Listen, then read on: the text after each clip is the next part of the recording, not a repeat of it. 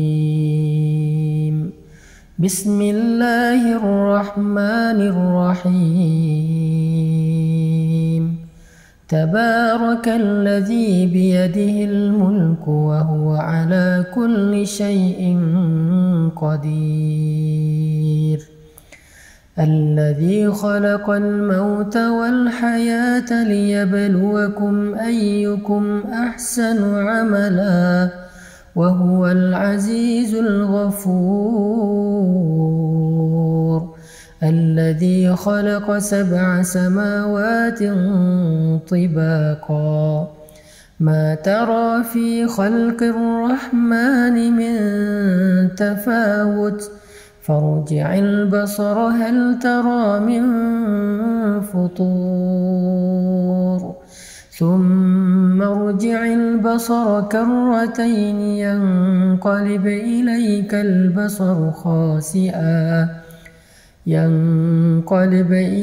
البصر خاسئا وهو حسير. ولقد زينا السماء الدنيا بمصابيح وجعلناها رجوما للشياطين وأعتدنا لهم عذاب السعير.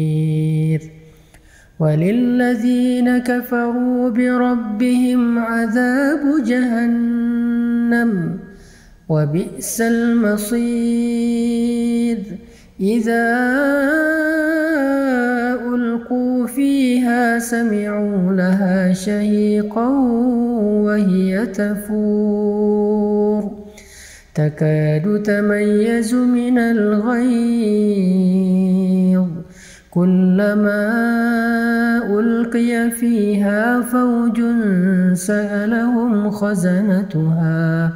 سألهم خزنتها ألم يأتكم نذير. قالوا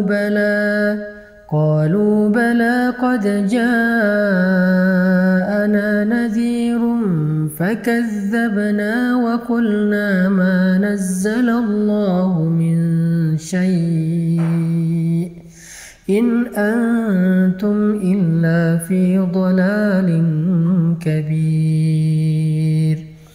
وقالوا لو كنا نسمع أو نعقل ما كنا في أصحاب السعير فاعترفوا بذنبهم فسحقا لأصحاب السعير. إن الذين يخشون ربهم بالغيب لهم مغفرة وأجر كبير. وأسروا قولكم أو اجهروا به إنه عليم بذات الصدور. ألا يعلم من خلق وهو اللطيف الخبير. هو الذي جعل لكم الأرض ذلولا فامشوا في مناكبها وكلوا من رزقه وإليه النشور. أأمنتم من في السماء أن يخسف بكم الأرض فإذا هي تمور أم أمنتم من في السماء أن يرسل عليكم حاصبا فستعلمون كيف نذير. ولقد كذب الذين من قبلهم فكيف كان نكير. أولم يروا إلى الطير فوقهم صافات ويقبضن ما يمسكهن إلا الرحمن إنه بكل شيء بصير. أمن هذا الذي هو جند لكم ينصركم من دون الرحمن إن الكافرون إلا في غرور. أمن هذا الذي يرزقكم إن أمسك رزقه بل لجوا في عتو ونفور. أفمن يمشي مكبا على وجهه أهدى أمن يمشي سويا على صراط مستقيم. قل هو الذي أنشأكم وجعل لكم السمع والأبصار والأفئدة قليلا ما تشكرون. قليلا ما تشكرون. قليلا ما تشكرون.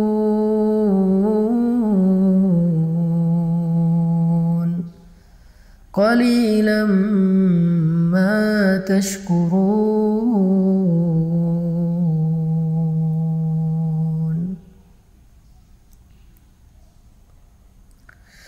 قل هو الذي أنشأكم وجعل لكم السمع والأبصار والأفئدة قليلا ما تشكرون. قليلا ما تشكرون.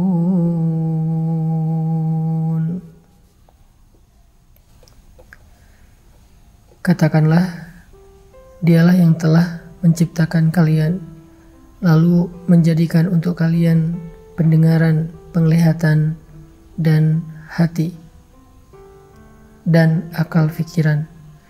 Tetapi sedikit sekali dari kalian yang mensyukurinya. Ini ayat kita banget ya, karena kita juga sering ngerasa pendengaran kita belum dipakai untuk ibadah, penglihatan kita belum dipakai buat ibadah, dan pikiran kita juga masih jarang banget dipakai buat ibadah. Kita malah lebih sering memakai telinga dan pendengaran kita buat dosa. Kita sering menjadikan pandangan kita itu hanya melihat hal-hal yang dilarang oleh Allah. Dan pikiran kita sering lupa kepada Allah. Kita sering ingat hal-hal yang lain, kita ingat makhluk, kita terus ingat orang yang kita cintai, tapi kita sering lupa sama Allah. Itulah kenapa kita dikatakan qalilan ma tashkurun, sedikit sekali yang mampu kita syukuri dari nikmat-nikmat Allah. Ini salah satu renungan penting di surat Al-Mulk. Qalilan ma tashkurun. Qalilan ma tashkurun. قل هو الذي ذرأكم في الأرض وإليه تحشرون ويقولون متى هذا الوعد إن كنتم صادقين قل إنما العلم عند الله وإنما أنا نذير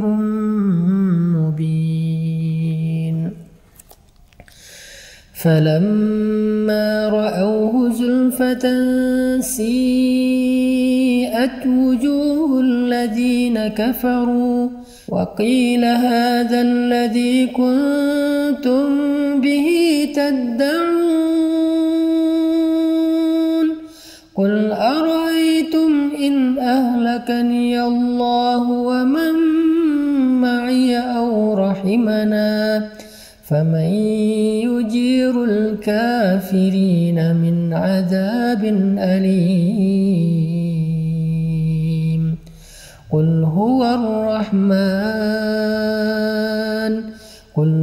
الرحمن آمنا به وعليه توكلنا فستعلمون من هو في ضلال مبين قل أرأيتم إن أصبح ماؤكم غورا فمن يأتيكم بماء معين. Di ayat terakhir ini Allah nanya sama kita tentang kekuasaannya. Karena Allah pengen kita nggak ragu sama sekali tentang Allah itu maha kuasa. Allah itu bisa apa aja yang dia kehendaki. Sehingga harusnya kita berserah diri kepada Allah. Makanya Allah nanya di ayat terakhir, coba kalian sebutkan, kalau sumur kalian menjadi kering, kalau tanah kalian menjadi gersang, kalau sungai-sungai kalian nggak lagi mengalir, maka siapa yang mendatangkan untuk kalian air yang jernih? Siapa yang menurunkan hujan? Siapa yang menjadikan tanaman-tanaman kita bisa tersirami dengan air lalu tumbuh dan kita menikmati hasilnya? Siapa yang menjadikan sumur-sumur kita menjadi penuh? Allah Subhanahu wa Ta'ala Maha Kuasa memelihara kita. Itu Allah baru ngasih satu contoh, yaitu air ketika kita dalam musim kemarau yang panjang.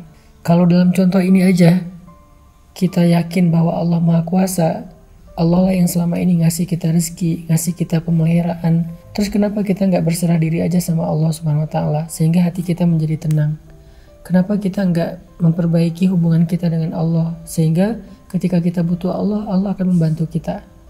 Makanya Allah bertanya tentang surat Al-Mulk, surat tentang kekuasaan Allah. Allah nanya, kalau sumur kalian kering, siapa yang mendatangkan kalian air yang jernih?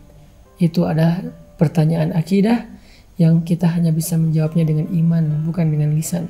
Yakin gak kita yang mendatangkan air itu Allah? Yakin gak kita bahwa yang memelihara itu Allah?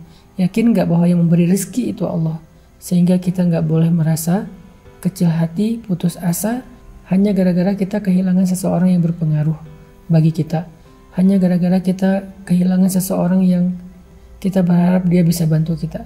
Hanya gara-gara kita ditinggalkan oleh makhluk. Lah, masih ada Allah bersama kita. Sehingga kalimat Nabi, la tahzan, innallaha ma'ana. Jangan khawatir kalau kita lapar. Jangan khawatir kalau kita sedang gak punya rezeki. Karena Allah yang mendatangkan air hujan, maka Allah juga yang bisa mendatangkan rezeki untuk kita. Kita baca sekali lagi dengan renungan akhir dari ayat surat Al-Mulk. Qul ara'aytum in asbaha ma'ukum ghawra faman ya'tikum bima'in ma'in. Sadaqallahul adzim.